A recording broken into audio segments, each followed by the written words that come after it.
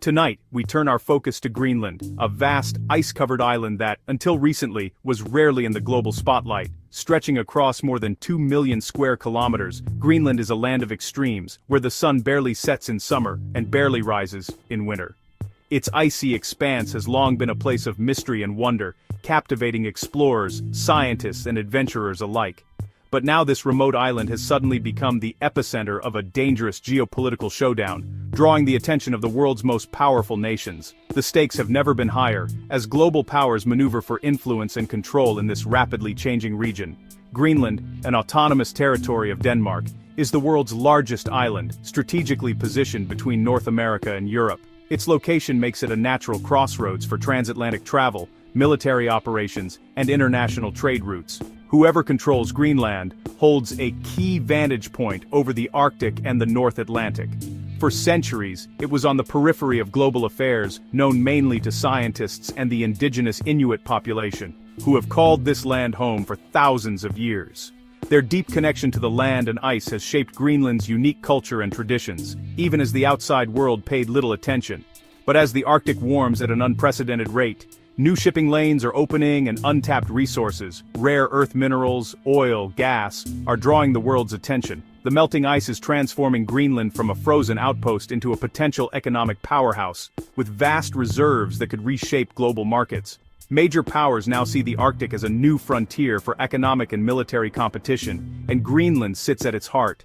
The region is becoming a stage for rivalries between the United States, Russia, China, and the European Union, each eager to secure their interests in this emerging battleground. Its location offers unparalleled access to the Arctic Ocean and a vital vantage point for monitoring military movements. Greenland's rugged terrain is now dotted with radar stations, satellite dishes, and lookout towers, all part of a growing network of surveillance and defense. In January 2026, U.S. President Donald Trump reignited his desire for the U.S. to acquire Greenland, framing it as a matter of urgent national security. This bold move shocked the international community and reignited debates about sovereignty, self-determination, and the future of the Arctic. Unlike the polite offer of 1946, today's proposition is aggressive, backed by economic threats and unsettling rhetoric.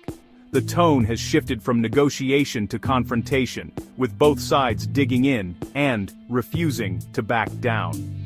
This has escalated into a full-blown diplomatic crisis, pitting the U.S. against Denmark and threatening the post-World War II order. The world watches as alliances are tested and old certainties begin to unravel. At stake, sovereignty, the future of the Arctic, and the stability of global alliances. The decisions made here will echo far beyond Greenland's icy shores, shaping the balance of power for generations to come. The Greenland dilemma forces us to ask, who controls the Arctic, and at what cost? As the world's eyes turn north, the choices made in this frozen frontier will determine not just the fate of Greenland, but the future of the entire Arctic region. American interest in Greenland is rooted in geography. It's vital to North American defense. Greenland's massive landmass sits at the gateway between the Atlantic and Arctic Oceans, making it a crucial buffer zone for any threats approaching the continent. Its location allows for early detection of potential adversaries, and its vast, sparsely populated terrain offers unique opportunities for military operations and surveillance. During the Cold War, the U.S. built Thule Air Base in Greenland, a key early warning radar against Soviet missiles. The base remains one of the northernmost military installations in the world, and its strategic importance has only increased as global tensions shift northward. Today, Thule is not just a relic of the past. It's a linchpin in America's missile defense and space monitoring systems. That strategic value has only grown as Russia and China expand their Arctic presence. Both nations have invested heavily in icebreakers, research stations, and military infrastructure, seeking to control new shipping lanes and untapped resources as the polar ice melts. The Arctic is fast becoming a new arena for great power competition. President Trump has been blunt. It's so strategic. Greenland is covered with Russian and Chinese ships. His administration has repeatedly sounded the alarm about foreign encroachment, arguing that American interests are at risk if the U.S. doesn't act decisively. The administration argues Denmark can't defend such a vast territory, so US control is a strategic necessity. Greenland's small population and limited defense capabilities make it vulnerable, and American officials insist that only the US has the resources and resolve to secure the region against growing threats. In 2026, Trump escalated matters, threatening tariffs on European goods if Denmark refused to negotiate. The move was designed to pressure Copenhagen and its European allies, signaling that the US was willing to use economic leverage to achieve its security goals. He even compared the situation to the US operation in Venezuela, rattling European capitals. The comparison underscored the seriousness of America's intentions and raised fears of a more confrontational approach to international disputes. Secretary of State Marco Rubio leads the diplomatic push, but the message is clear. All options are on the table, including force. Behind closed doors, US diplomats warn that failure to reach an agreement could have far-reaching consequences for transatlantic relations and Arctic stability. This hardline approach marks a shift in US foreign policy, prioritizing unilateral action over multilateral diplomacy. The administration's willingness to act alone, even at the risk of alienating allies, signals a new era in American strategy. By pushing for Greenland, the US signals its intent to shape the Arctic's future, with or without allies. The region's melting ice is opening new frontiers for commerce, energy, and security, and Washington is determined not to be left behind. It's a bold gambit that could redefine America's global role and its relationship with Europe. As the world watches, the outcome of this standoff may set the tone for international relations in the Arctic for decades to come. Europe's response has been swift and unified. Greenland is not for sale. For European leaders, this isn't just a territorial dispute, it's about defending the post-war international order and the principle of sovereignty. The EU stands firmly with Denmark, framing the issue as European solidarity. There's deep fear that conceding on Greenland would set a catastrophic precedent, emboldening territorial grabs worldwide. Germany's foreign minister acknowledges US security concerns, but insists any talks must respect Greenland's territorial integrity. The message from Europe: security can be discussed, but borders are not negotiable. The standoff has become a defining test of Europe's autonomy and its ability to defend its principles, even against its closest ally. Denmark's answer to US pressure is a resolute no.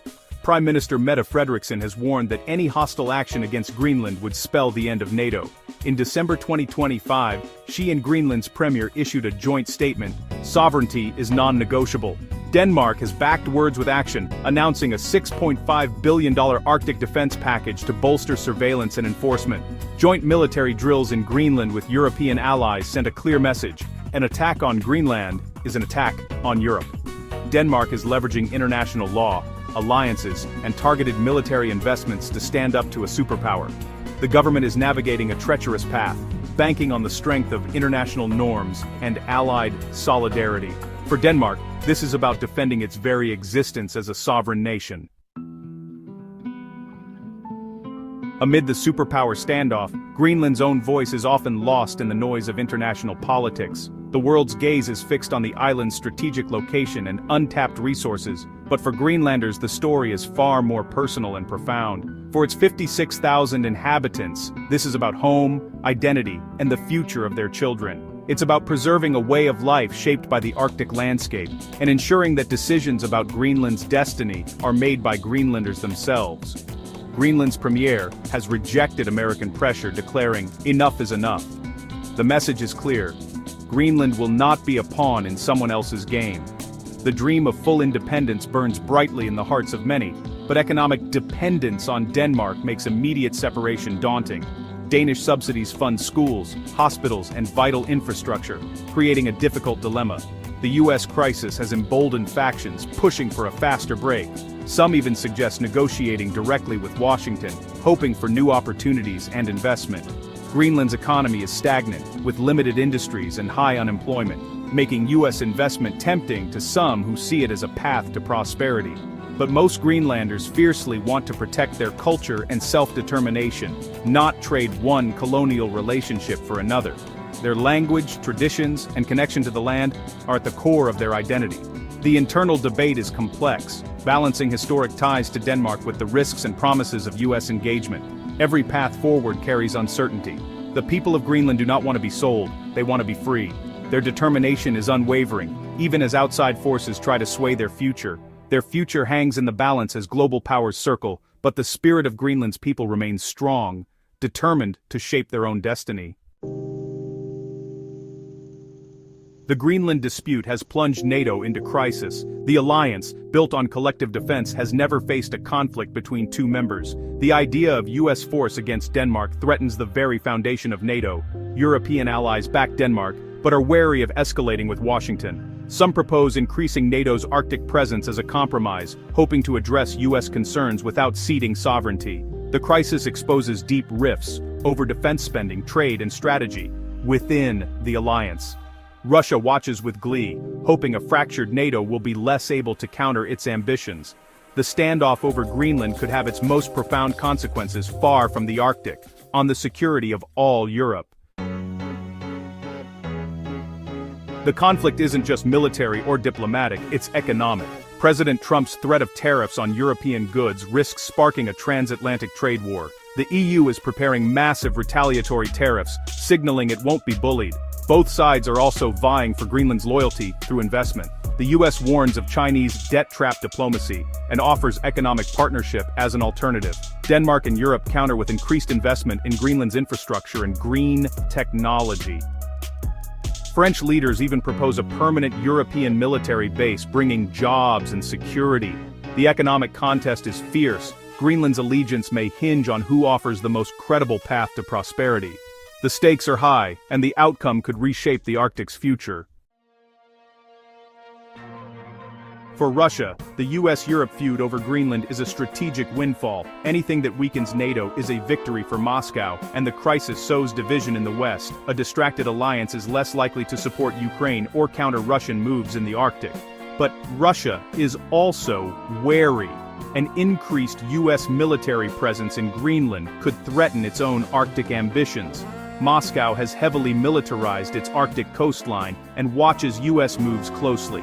Russia will do nothing to de-escalate, instead, fueling the crisis through propaganda. Its goals see the Western alliance weaken itself from within. Russia isn't a direct player in Greenland, but it's the most interested observer, ready to capitalize on any outcome. As of early 2026, the Greenland dilemma is a tense stalemate. The US insists on control. Denmark and Europe stand firm on sovereignty. Greenland is caught in the middle. Possible outcomes range from diplomatic compromise, like a joint military presence, to a devastating trade war, or even a unilateral US move. The most alarming scenario, the collapse of NATO and a new era of instability. What happens next depends on choices made in Washington, Copenhagen, and Brussels. The fate of a vast, icy island has become a test of the international system itself. The world is watching, and the stakes could not be higher.